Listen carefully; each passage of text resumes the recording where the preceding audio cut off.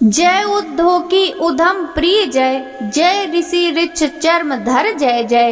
एक रुद्र जय, एक बंधु जय, जय एक आत्मा एक नेत्र जय। जय भोलेनाथ की सभी भक्तों को सादर प्रणाम। भक्तों, आप नियमित प्रातः 5:30 बजे हमारे चैनल पर शिव महापुराण की कथाएं श्रवण करते हैं। साथ ही प्रातः 5 बजे श्रावण मास महात्म्य की कथाएं भी श्रवण करते हैं। भक्तों, यदि अभी तक आपने चैनल को सब्सक्राइब नहीं किया है तो अवश्य ही कर ले। साथ ही बेल आइकन भी प्रेस कर ले, जिससे आने वाले हर नए वीडियो का नोटिफिकेशन आपको समय पर मिल सके। भक्तों, शिव महापुराण के कल के अध्याय में वर्ण पूजा, शिव के अनेक नाम और ओंकार, सूतोपदेश वर्णन, वामदेव द्वारा ब्रह्म निरूपण, साक्षात शिव स्वरूप ही प्रणव है। प्रणव सब मंत्रों का बीज रूप है। शिव रूप वर्णन, उपासना मूर्ति की कथा का रसपान किया था। भक्तों, आज के इस अध्याय में शिव तत्व विवेचन, शिव ही प्रकृति के कारण रूप है, शिष्य धर्म, योग पट वर्णन, क्षौर एवं स्नान विधि, योगियों को उत्तरायण प्राप्ति, एकादशी पद्धति, शिष्य वर्ग का वर्णन की कथा का रसपान करेंगे। तो चलिए भक्तों, वीडियो शुरू करते हैं।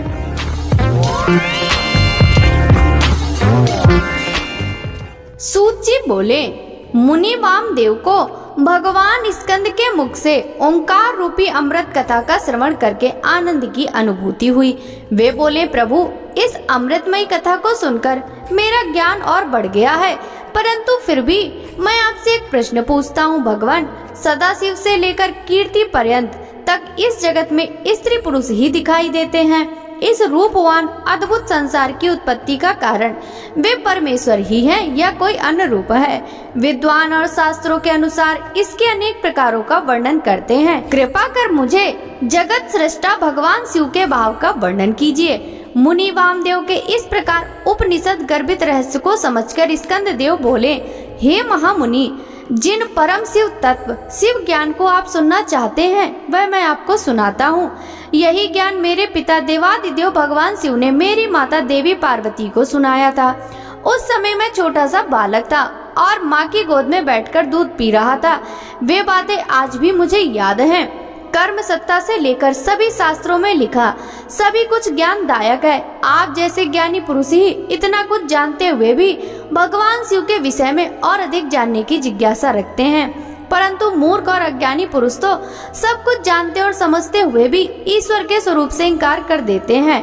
परमेश्वर परमात्मा को जानना एवं उन्हें पहचानने में कोई संदेह एवं परेशानी नहीं है। वे स्त्री पुरुष के रूप में विश्व के सामने प्रत्यक्ष दिखाई देते हैं। श्रुतियों ने ही कहा है कि सच्चिदानंद परम ब्रह्म सिर्फ सत्य है।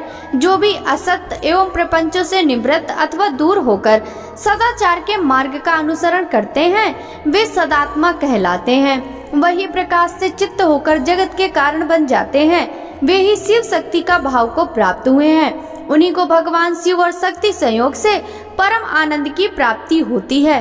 वामदेव जी बोले, भगवान, पूर्व में आपने ही प्रकृति के नीचे नियति और ऊपर पुरुष बताया था, फिर आज आप ये क्या कह रहे हैं? प्रभु, मेरा संशय दूर कीजिए। तब मुनि वामदेव जी के वचन सुनकर स्कंद जी बोले, हे मुनि, अद्वैत सेवावाद में द्वैत सेवावाद का कोई समावेश नहीं होता। ये नश्वर और अविनाशी है। भगवान शिव ही सच्चिदानंद स्वरूप वाले परम ब्रह्म हैं। इन्हीं त्रिलोकीनाथ कल्याणकारी शिव को ही सर्वज्ञ, सबका कर्ता एवं त्रिवेदों का उत्पादक कहा जाता है। वे सर्वेश्वर शिव ही अपनी माया और इच्छा के अनुरूप सकुंचित रूप धारण कर पांचों कला में निपुण पुरुष हो गए हैं। वे ही भोक्ता हैं, जो कि प्रकृति के सभी गुणों को भोगने वाले हैं। वे ही समष्टि और चित्त प्रकृति तत्व के स्वामी हैं। प्रकृति के गुण सत्व से उत्पन्न हुए हैं। गुणों से बुद्धि और बुद्धि से ही अहंकार की उत्पत्ति होती है। तब उससे तेज और उससे मन, बुद्धि और इंद्रियों की उत्पत्ति हुई है। मन के रूप को संकल्प विकल्प आत्मक कहा गया है। बुद्धि, इंद्रिय, कान, त्वक, चक्षु, जिह्वा, शब्द, रूप, स्पर्श, रस, गंध प्रवृत्ति को बुद्धि और इंद्रियों में स्रोत का क्रम कहा गया है। वैचारिक अहंकार से कर्मेंद्रियों की उत्पत्ति हुई है। जिन्हें मुनियों ने सूक्ष्म कहा है। फिर तन मात्राएं और शब्द के रूप हुए, जिनसे आकाश, वायु, अग्नि, जल और पृथ्वी की उत्पत्ति हुई। यही पंच महाभूत कहलाते हैं। शब्द आदि रूप, रस, गंध उनकी तन मात्राएं कहलाएं। आकाश, वाहन, पाचन, वेग आदि 5 महाकलाएं कहलाएं। इस प्रकार स्कंद जी का वेदांत युक्त वचन सुनकर मुनि वामदेव बहुत प्रसन्न हुए और हाथ जोड़कर पृथ्वी पर लेटकर उन्हें दंडवत प्रणाम करने लगे। उनके चरणार बिंदों में उन्हें परम तत्व ज्ञान प्राप्त हो गया था। सूत जी बोले, हे मुनि वामदेव ने भगवान स्कंद से पूछा, हे भगवान, आप सर्व तत्व को जानने वालों में श्रेष्ठ हैं। आप मुझ पर कृपा कर संप्रदाय के उन ज्ञान के बारे में बताइए जिसके बिना जीवों को भोग और मोक्ष की प्राप्ति नहीं होती। कृपा कर मेरे इस संशय को दूर कीजिए। तब वामदेव जी के इन प्रश्नों को सुनकर स्कंद देव बोले, मुनीश्वर, अब मैं आपको एक परम गुप्त तत्व के बारे में बताता हूँ। वैशाख, श्रावण, आश्विन, कार्तिक, अगहन, माघ महीने के शुक्ल पक्ष में पंचमी अथवा पूर्णिमा के दिन स्नान करके शुद्ध होकर अपने गुरु के चरणों को धोकर उनके पास रखे आसन पर शंख में फूलों को अभिमंत्रित करके रखें। तत्पश्चात गंध और पुष्प से पूजन करें। उसके समक्ष दीप प्रज्वलित करें। मुद्रा से रक्षा कर कवच को मंत्रों से आच्छादित करें। तत्पश्चात विधि पूर्वक अर्घ्य दें। सुगंधित पुष्पों से पूजन करें। आधार पर सुगंधित जल का घट रखकर उसे सूत से लपेटें। उस घट पर पीपल, पिलखन, जामुन, आम और बड़ नामक 5 पेड़ों की छाल और पत्तों तथा हाथी, घोड़े, रथ, बांबी और नदी के संगम स्थान की मिट्टी में सुगंधित को मिलाकर उस कलश पर लेपें। लेपने के बाद आम के पत्ते, कुश का अग्र, नारियल, फूल आदि वस्तुओं से कलश को सजाएं। सजाने के बाद कलश में पंचरत्न डालें। यदि पंचरत्न ना हो तो सुवर्ण डालें। नील, माणिक, स्वर्ण, मूंगा और गोमेद नामक 5 रत्नों को नमलस्क का उच्चारण करते हुए अंत में ग्लूमू कहते हुए विधि विधान से पूजन करें। खीर और तांबूल अर्पित कर 8 नामों का जाप करते हुए पूजा करें। गुरु द्वारा बताई हुई विधि से अनुष्ठान सहित भगवान शिव की पूजा अर्चना करें। फिर गुरु को अपने शिष्य को हम सोहम मंत्र का उपदेश देना चाहिए। उसके बाद भस्म का ज्ञान प्रदान करना चाहिए। उस समय गुरु को अपने मन में यही विचार करना चाहिए कि मैं ही शिव हूँ। इस प्रकार शिष्य को ज्ञान दे। भगवान स्कंद बोले, मुनि वामदेव अपने शिष्य को पूजा विधि का वर्णन करने के पश्चात गुरु निम्न बातों का उच्चारण करें। मैं ब्रह्म हूँ, वह तू है। आत्मा ही ब्रह्म है। सारा संसार ईश्वर से अधिष्ठित होता है। मैं ही प्राण हूँ। आत्मा ही ज्ञान का सार है। प्रज्ञान आत्मा यहाँ विदित अव्यवस्थित है। वही तुम्हारा मेरा अर्थात सबका अंतर्यामी है। वही ज्ञान रूपी अमृत है। वह एक ही पुरुष में और आदित्य में है। वही परम ब्रह्म मैं हूँ। सबसे परे और सबका ज्ञाता और वेद शास्त्रों का गुरु मैं ही हूँ। इस संसार में सारे आनंद का क्षण मैं ही हूँ। सर्वभूतों के हृदय में व्याप्त रहने वाला मैं ही ईश्वर हूँ। सारे तत्वों का और पृथ्वी का प्राण मैं ही हूँ। मैं ही जल और तेज का प्राण हूँ। आकाश और वायु का प्राण मैं हूँ। मैं ही त्रिगुण का प्राण हूँ। मैं ही अद्वितीय और सर्वात्मक हूँ। यह सब ब्रह्म रूप है। मैं ही मुक्त स्वरूप हूँ, इसलिए मेरा ध्यान करना चाहिए। इस प्रकार भगवान स्कंद ने वामदेव जी से योग पट्ट का वर्णन किया। भगवान स्कंद बोले, हे मुनीश्वर, अब मैं आपको यतियों को शुद्धि प्रदान करने वाले क्षौर और स्नान की विधि बताता हूँ। जब शिष्य योग पद को प्राप्त हो जाए तब व्रत करने से पूर्व क्षौर करना चाहिए। गुरु को नमस्कार कर उनकी आज्ञा से क्षौर कराएं। फिर नाई के कपड़ों को मिट्टी और जल से धुलाएं। फिर शिव का नाम उच्चारण करते हुए हाथ की अनामिका और अंगूठे को अभिमंत्रित करें। आंखें बंद कर मंत्र का उच्चारण करें और दाहिनी ओर से क्षौर कराएं। आगे से पीछे की ओर सिर मुड़वाएं और फिर मूछें भी साफ कराएं और नाखून काट लें। तत्पश्चात नदी में 12 डुबकी लगाकर स्नान करें। बेल, पीपल या तुलसी के नीचे की मिट्टी लेकर उसका प्रोक्षण कर अभिमंत्रित करें। उस मिट्टी के 3 भाग करें। एक भाग से 12 बार हाथ मलकर साफ करें। दूसरे भाग की मिट्टी को सिर से मुंह तक लेप करके 12 बार जल में डुबकी लगाएं। फिर 16 बार कुल्ला कर 2 बार आचमन करें। बची हुई मिट्टी का पूरे शरीर में लेप करें। मन में ओंकार का भक्ति पूर्वक जाप करते हुए 16 बार प्राणायाम करें। फिर ज्ञान देने वाले गुरु का ध्यान करते हुए 3 बार साष्टांग प्रणाम करें। तत्पश्चात तीर्थ स्थान के जल में डुबकी लगाते हुए त्रिलोकीनाथ कल्याणकारी भगवान शिव का स्मरण करें। वे देवादिदेव महादेव ही संसार को तारने वाले हैं, वे ही सबका कल्याण करते हैं। इस प्रकार मैंने आपको स्नान की पूर्ण विधि बतलाई। मुनि वामदेव बोले, हे भगवान स्कंद जी, मैंने सुना है कि योगियों का दाह कर्म नहीं किया जाता, उन्हें तो शुद्ध भूमि में स्थापित कर दिया जाता है, क्या यह सच है? तब मुनिवर के प्रश्न का उत्तर देते हुए असुर निकंदर स्कंद जी बोले, हे मुनिवर, यह प्रश्न एक बार महान शिव योगी भृगु ने स्वयं सर्वज्ञ त्रिलोकीनाथ भगवान शिव से किया था। उस समय जो शिव जी ने बताया था वही मैं तुम्हें बताता हूँ। यह परम ज्ञान सब साधारण मनुष्यों के लिए नहीं है।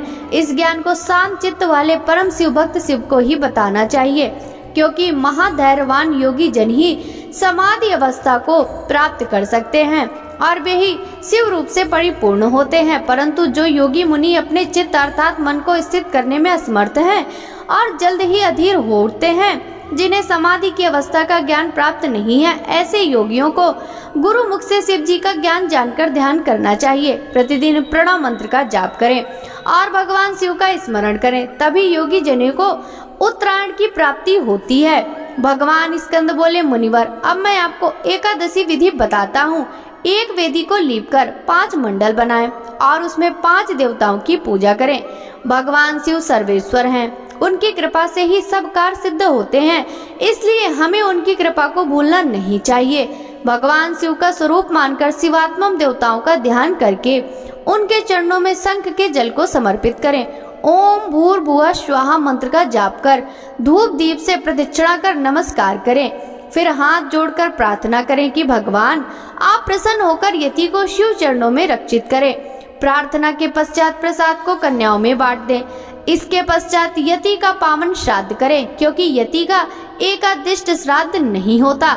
4 ब्राह्मणों को आमंत्रित करें, उनके चरण धोकर शिव जी की विधि विधान के अनुसार पूजा करके उनके समक्ष ब्राह्मणों को भोजन कराएं। गोबर से लीपे स्थान पर रखे कुश के आसन पर बैठकर कहें कि मैं पिंडों को दान करता हूँ। ऐसा संकल्प करके 3 मंडलों का अपने परमात्मा, अंतरात्मा और आत्मा के लिए पूजन करें। मन में यह विचार करते हुए कि हमने आत्मा को पिंड दान दिया है, पिंड दान करें।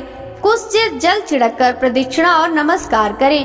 तत्पश्चात ब्राह्मणों को दक्षिणा दें। ऐसा करने के बाद रक्षा के लिए श्री हरि विष्णु की महापूजा करें और नारायण को बलि दें। अंत में वेदों और शास्त्रों को जानने वाले 12 ब्राह्मणों का गंध, अक्षत और पुष्पों से पूजन करें और प्रार्थना करें।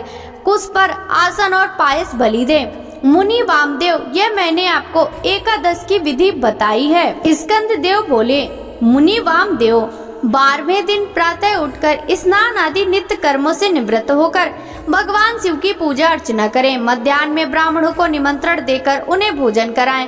मन में गुरु पूजन का संकल्प करें।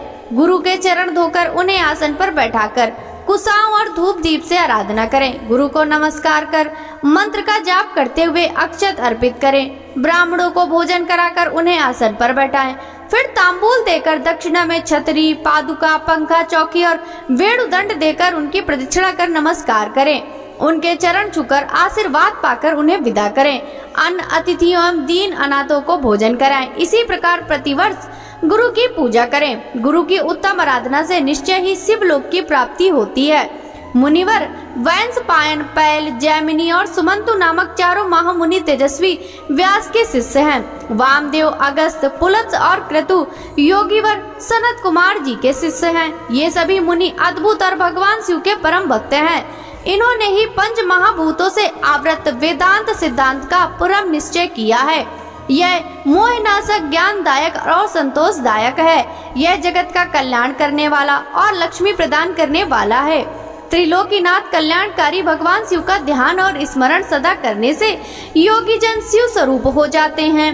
ब्रह्मा, विष्णु और शिव का भजन और ध्यान करने से मनुष्यों को मोक्ष प्राप्त होता है तथा उनकी सभी कामनाएं पूरी हो जाती हैं। कल्याणकारी देवाधिदेव महादेव जी की आराधना सभी दुखों का नाश कर सुख प्रदान करने वाली तथा भोग मोक्ष देने वाली है। इस प्रकार वामदेव जी को उपदेश देकर और उनसे पूजित होकर स्कंद देव अपने माता पिता का स्मरण करते हुए कैलाश पर्वत को चले गए। तब मुनिवर वामदेव भी भगवान स्कंद का अनुसरण करते हुए कैलाश पर गए। वहां पहुंचकर वामदेव मुनि ने भगवान शिव पार्वती के चरणों में अपना शीश नवाया। फिर उनके समक्ष पृथ्वी पर लेटकर अपने आराध्य सर्वेश्वर शिव और देवी पार्वती की स्तुति की तथा उनको शीश नवाया। तत्पश्चात भगवान शिव और माता पार्वती की कृपा पाकर वहीं रहने लगे। इस प्रकार आपको ओंकार महेश्वर का अर्थ जानकर इस परम ज्ञान को प्राप्त करके सदा प्रभु के चरणों का स्मरण करना चाहिए। वे कल्याणकारी शिव ही भक्ति और मुक्ति के दाता है। हे मुनीश्वर, मैंने आपको सब कुछ बता दिया। यह कहकर वे बद्रिकाश्रम को चले गए। भक्तों, शिव महापुराण की अगले अध्याय की कथा का वृतांत हम कल के अध्याय में करेंगे। शिव महापुराण की यह कथा यदि आपको अच्छी लगी हो तो इस वीडियो को लाइक कर ज्यादा से ज्यादा भक्तों के साथ शेयर कीजिएगा। साथ ही वीडियो के कमेंट बॉक्स में हर हर महादेव जरूर लिखिएगा, जिससे भगवान शिव देवी पार्वती की कृपा दृष्टि सदा सर्वदा आप पर इसी प्रकार बनी रहे। आपसे मिलते हैं शिव महापुराण के अगले अध्याय की कथा के साथ। तब तक सभी भक्तों को हरे कृष्णा, राधे राधे, हर हर महादेव।